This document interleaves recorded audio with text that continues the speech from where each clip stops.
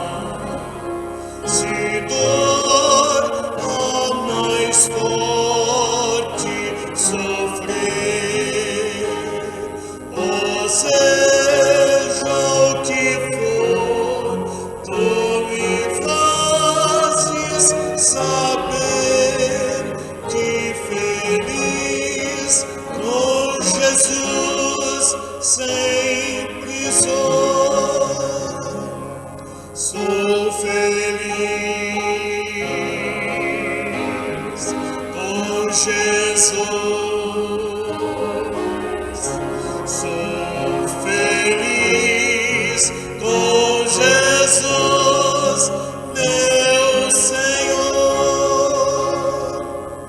Embora me assalte o cruel Satanás e ataque com vis tentações, ao certo eu estou, apesar de aflições, que feliz eu serei com Jesus. Sou feliz com Jesus. Sou feliz com Jesus, meu Senhor. Meu triste pecado por meu Salvador foi pago de um modo cabal.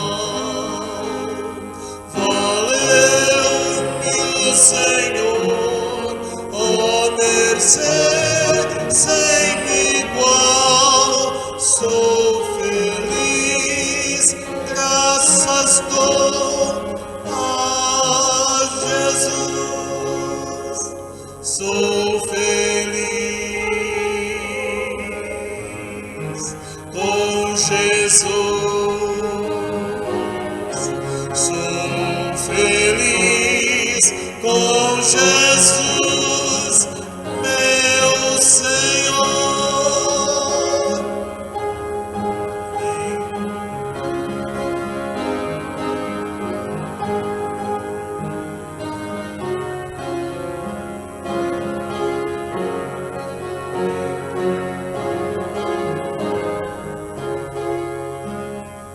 Ao fim teu anseio do meu Salvador, em breve virá me levar ao céu onde vou para sempre morar com remidos na luz do Senhor. Sou feliz com Jesus. Sou feliz com Jesus, meu Senhor. Amém. Amados irmãos, nós temos uma meditação para estarmos recebendo de Deus uma mensagem. E esta meditação ela está diretamente ligada ainda na oração, é a respeito da oração. Nós estamos vivendo dias em que precisamos estar derramados no altar do Senhor Deus. E algumas pessoas que acham que só na hora do almoço, agradecendo pelo alimento, na hora lá do jantar, agradecendo pelo jantar, isso é suficiente. Alguns acham assim. Eles não estão entendendo bem a realidade proposta pelo Senhor. A palavra tem nos ensinado: vigiai e orai, porque o diabo, vosso adversário, está ao derredor, rugindo como leão, buscando a quem ele possa devorar. É isso que a palavra ensina. E nós temos então que estar vigilantes e em oração tempo todo tempo. Então, ao estarmos olhando aqui para o livro de Tiago, lá no capítulo 5, já vimos estudando, meditando em alguns momentos nesse livro tão importante de Tiago. E quando nós pegamos aí no capítulo 5, eu quero introduzir essa meditação a partir do versículo 7. Amém? Vocês estão achando aí, Tiago, é lá no finzinho da Bíblia. É antes de 1 Pedro, né? Fica bem fácil. Ok. O versículo 7, ele chama minha atenção porque ele me dá uma orientação importante para o dia a dia. Sabe qual a orientação? Presta atenção aí. Sede, pois, irmãos, pacientes até a vinda do Senhor. Ponto. O versículo não terminou aí, mas tem um ponto aí. Sede, pois, irmãos, pacientes até a vinda do Senhor. É bom nós nos reportarmos fazendo uma introdução, pensando no seguinte: lá no capítulo 3, do versículo 13 ao 18, há uma orientação declarando que a sabedoria verdadeira, ela vem de Deus, ela vem lá do alto, ela vem de Deus. Quando entra pelo capítulo 4, há uma exortação muito forte para estarmos resistindo de uma maneira firme mesmo, para não cairmos nas paixões carnais. Nós precisamos resistir forte mesmo, quando se apresentam as paixões carnais. Nós somos carnais, nós vivemos ainda num mundo, somos ainda provados, tentados cada dia, e somos exortados aqui na carta para resistirmos às paixões. Bem, aí vem ainda uma situação tremenda do versículo 13 ao 17 do capítulo 4. Sabe o que é que está dizendo aí? Está dizendo que os nossos projetos são falhos. Há muita fragilidade nos projetos que nós temos. E então, nós somos exortados aí, no final do capítulo 4, a estarmos tomando cuidado. E é interessante lermos aí o versículo 13 do capítulo 4. E agora vós, que dizeis, hoje ou amanhã iremos a tal cidade, e lá passaremos um ano, e contrataremos, e ganharemos. Muitos de nós têm tomado posições de estarmos muito confiantes em nós mesmos. E então nós estamos declarando: eu vou lá, eu faço, eu aconteço, eu volto vitorioso, eu realmente vou conquistar, eu vou ficar lá um período. E na realidade nós temos que tomar cuidado. Por quê? Porque os nossos projetos são humanos e nossos projetos, eles são falíveis. Então, aquele versículo 17, aquele pois que sabe fazer o bem e não faz, comete pecado. De que maneira? O Senhor tem nos ensinado, Jesus tem nos ensinado. O Senhor Jesus, ele disse: toma a tua vida, toma a tua cruz, me siga, aprenda de mim que sou manso, humilde de coração. O Senhor Jesus, ele nos tem ensinado a pacientemente praticarmos o bem. Se nós estivermos firmados em nossos próprios projetos, se nós estivermos firmados em paixões carnais, se nós estivermos firmados em nossa própria sabedoria, nós vamos ter muito problema. Nós não vamos conseguir vivermos com paz, alegria, felicidade, contentamento, que é a proposta de Deus para nós. Jesus prometeu, ele disse: a minha paz vos dou, não vou lá dou como o mundo dá. Mas nós precisamos estarmos preparados para usufruirmos dessa paz, para termos alegria, para termos verdadeiro rejúbilo. De que maneira? Em cima de toda dificuldade, estarmos jubilantes, alegres, em meio a tanta situação que o mundo vive de sofrimento.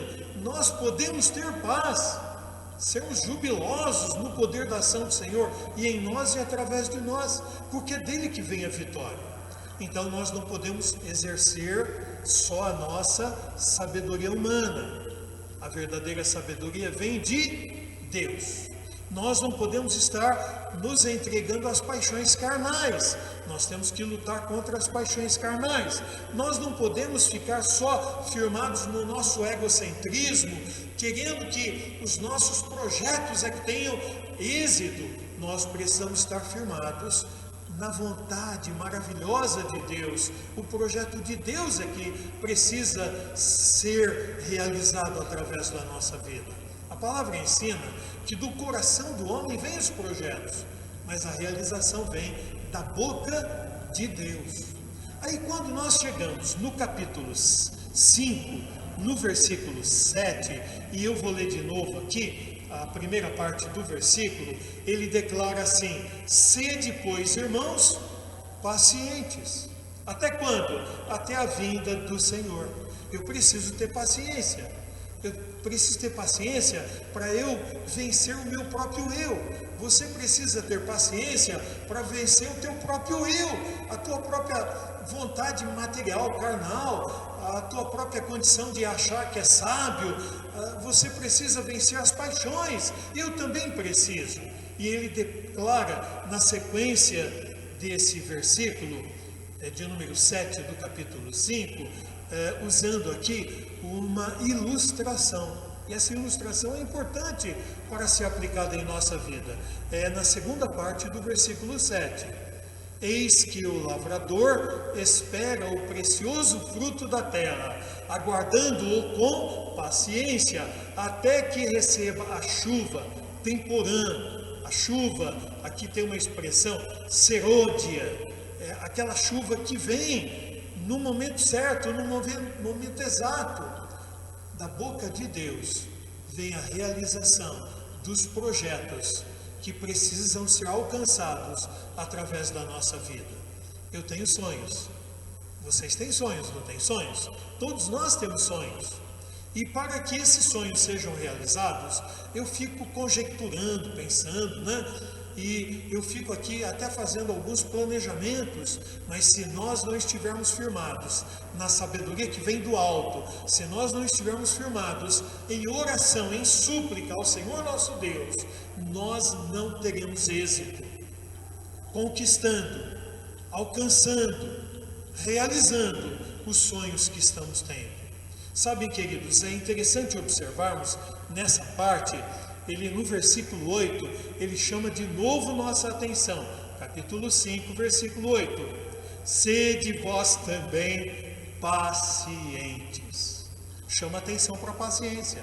Tem gente que quer plantar hoje o pezinho de limão e amanhã colher o fruto, não vai dar certo. Vai ter que plantar hoje, vai ter que esperar o tempo no tempo certo, e lá no tempo certo vai colher o limão. Se plantar o pezinho de laranja, no tempo certo vai colher a laranja. Se plantar o pezinho de maçã, vai demorar um pouquinho, vai colher a maçã. Se plantar jabuticaba, e daí vai levar meia vida para colher a jabuticaba. Os mais apressados, eles compram aqueles pés de jabuticaba que são mudas enxertadas num pé velho e tal. Mas alguém plantou o primeiro pé. Aí tirou uma haste, tirou um galho, e aí enxertou, e aí vai colher a fruta. O texto declara, na sequência, sede vós também pacientes, fortalecei o vosso coração, porque já a vinda do Senhor está próxima. Eu não sei quando que Jesus vai voltar, não, mas ele está voltando. Eu vejo os sinais acontecendo aí, os sinais apocalípticos estão aí claramente à mostra. Quando nós vamos avaliando cada coisa que está acontecendo por aí, olha, está chegando o dia. Peste, guerra, rumor de guerra, fome, seca terrível em grandes partes desse universo, maremoto, abalos sísmicos, tornados, situações variadas estão acontecendo. Nós estamos vendo pais contra filhos, filhos contra pais. Nós estamos vendo situações de enfermidade que são causadas por pestes mesmo. É isso que estamos vivendo hoje aqui. No mundo todo está vivendo essa pandemia. Queridos, preste atenção. Jesus está voltando. E então eu preciso ter paciência nos dias que estou vivendo, você precisa ter paciência nos dias que você está vivendo, até que o Senhor Jesus volte, porque cada investida dessa terrível que estamos vendo e suportando, vão passar. Tudo isso vai passando, e se nós estivermos em oração constante, tempo todo tempo em oração, nós seremos, de acordo com o primeiro salmo que o Ricardo trouxe a mensagem aí na quarta-feira passada, né? Quarta-feira passada, quem quiser ver, está no YouTube, lá é só procurar que está lá. Seremos como aquela árvore plantada junto aos ribeiros de água, que dá o seu fruto na estação própria. É isso que diz lá no Salmo 1, além das outras situações. E ainda, na segunda posição, nós não somos como os ímpios, que plantam e que são como a moinha que o vento espalha. Eles não têm a vida firmada, fixada, assegurada no poder de Deus. Nós temos, amém? Nós estamos firmados no poder de Deus. E então, irmãos, para irmos nessa avaliação, podendo aplicar em nossa vida, eu quero ir para uma segunda parte, que está no versículo 12 do capítulo 5. Capítulo 5, versículo 12. A segunda parte. O que diz lá? Mas o soberbo, mas sobretudo,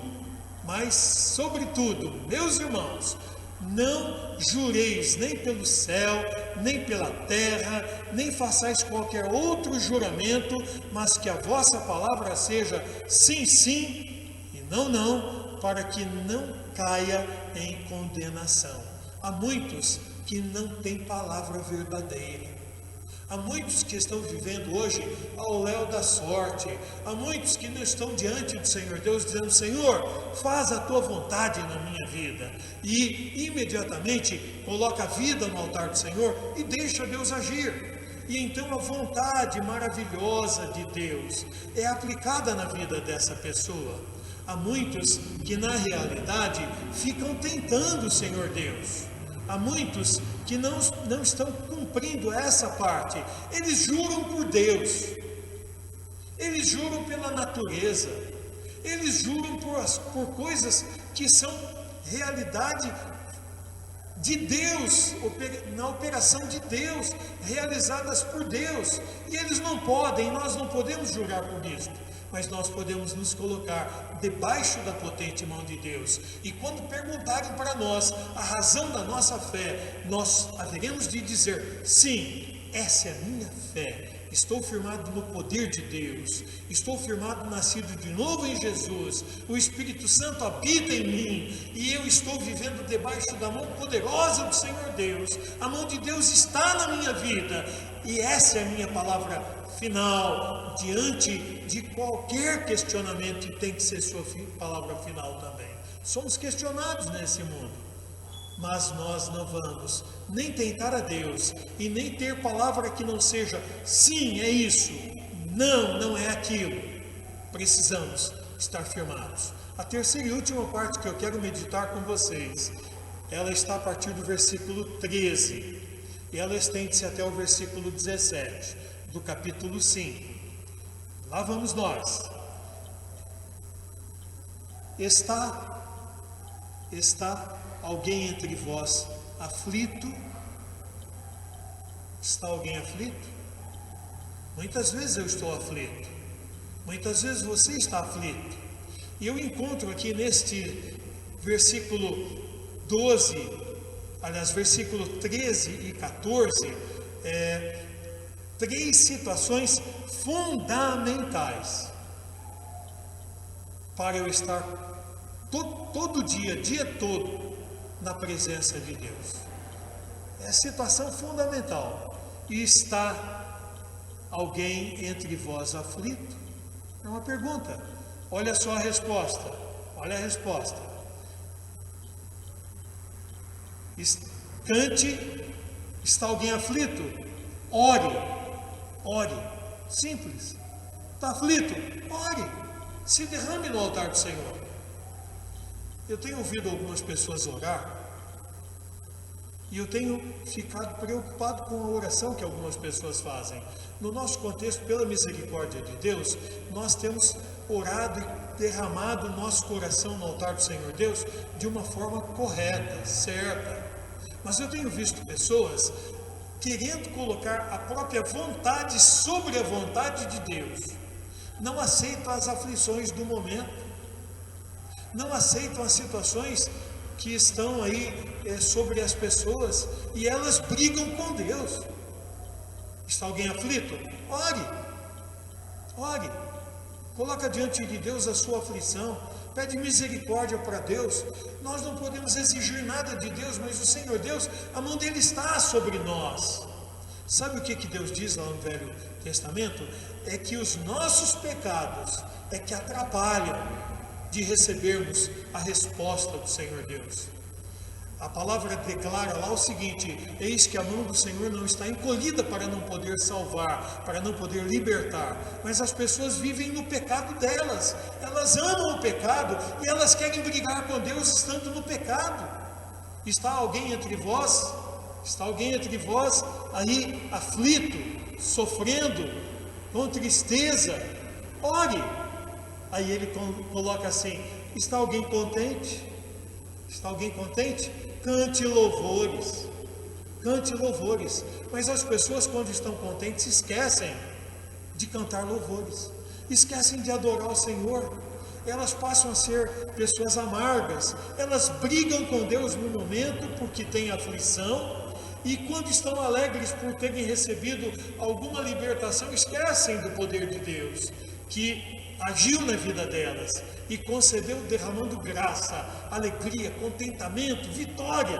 Cante louvores, irmão, cante louvores. E então aí a terceira pergunta que é colocada no versículo 14: está alguém entre vós doente? Nós temos vivido momentos de enfermidade, porque as pessoas têm tido enfermidade de todos os tipos. Tem alguém doente? Precisa orar, meu irmão. E aí vem a orientação em cima disto. Chame os presbíteros, chame os irmãos do contexto da igreja, chame os diáconos, chame os irmãos em quem você confia, liga para o pastor, chama o pastor, fala com os irmãos com quem você tem intimidade. E aí diz a palavra para nós: e orem sobre ele, sobre o doente, ungindo-o com o óleo, e em nome do Senhor, e a oração da fé salvará o doente, e o Senhor o levantará, e se houver cometido pecado, ser-lhe-ão perdoados. Algumas pessoas levam ao pé da letra esse versículo na parte da unção do óleo, e nós temos que entender isso, hein? Precisamos entender bem isso. Nós temos irmãos aqui agora, tem pelo menos uma irmã que trabalha lá com os enfermos. E a irmã Cristiane, ela trabalha lá. Também a irmã trabalha, eu não lembro o nome da irmã. Rosana. A irmã Cristiane e a irmã Rosana. E elas trabalham lá. As irmãs usam medicamento todo o tempo todo com os enfermos. E naquele contexto, eles não tinham muitos medicamentos, não. E eles tinham o azeite, o óleo puro de oliva. E eles costumavam pegar esse óleo e passar nas feridas, porque esse óleo era antisséptico. E esse óleo era usado para curar a enfermidade. E há muitas pessoas que acham que orando e passando o azeite na cabeça, na fronte, em qualquer parte do corpo, aquele cheiro do azeite que é colocado naquele azeite, um cheiro muito forte, já é suficiente, e passam a crer no cheiro, e passam a crer no azeite, e esquecem do poder de Deus. A oração do justo é declarado na sequência deste texto. A oração do justo é que pode e é ouvida pelo Senhor nosso Deus. Pode muito em seus efeitos. Irmãos, nós precisamos orar todo o tempo. Nós precisamos orar quando estamos vivendo aflições. Nós precisamos orar e glorificar o Senhor Deus quando estamos alegres. Nós precisamos orar quando tem enfermidade. Nós precisamos estar derramados no altar do Senhor, confiando, tendo fé, porque é o Senhor que é o autor da vida e o Senhor concede a cura. Mas nós precisamos usar os meios que Deus tem dado, através das ciências. Médicos estudam, enfermeiros e enfermeiras estudam, se preparam, cientistas preparam medicamentos e nós precisamos usar. Precisamos ter também aquilo que tem Deus dado a nós para medicarmos e sermos curados. Em todo o tempo, da própria natureza, Deus deu a graça de haver medicamentos para curar as enfermidades. E então a oração do justo pode muito em seus efeitos. E então, mediante a oração, com sabedoria, usa o que precisa ser usado de medicamento, sim. Deus vai abençoar e vai curar o enfermo. Deus cura quando a medicina não tem mais voz ativa. Quando o médico diz não tem condições de curar, Deus pode fazer um milagre. E Ele tem feito esse milagre. Ele fez esse milagre na vida da minha esposa, da Heloísa. Curou a Heloísa. Deus tem feito esse milagre na vida de tantas pessoas.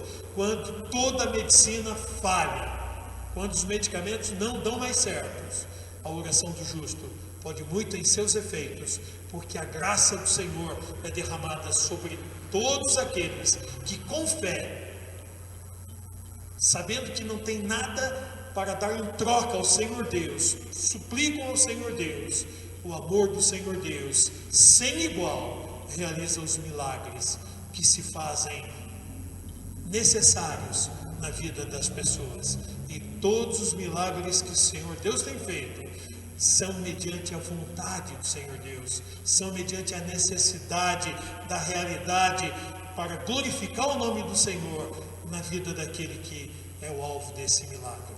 Louvado seja o Senhor Deus. Que o Senhor continue falando a nós, amados. Que possamos então estar orando ao Senhor quando estamos aflitos. Que possamos estar orando ao Senhor quando estamos alegres. Que possamos estar orando ao Senhor quando alguém está enfermo. Que possamos estar em tempo todo o tempo, nos derramando no altar do Senhor, sabendo que é do Senhor, é do alto, que vem o socorro no momento exato para estarmos passando vitoriosos em qualquer momento de aflição. Agora é tempo de estarmos em oração. Deus seja louvado. Tome posse da palavra do Senhor para a sua vida, em nome de Jesus. Amém.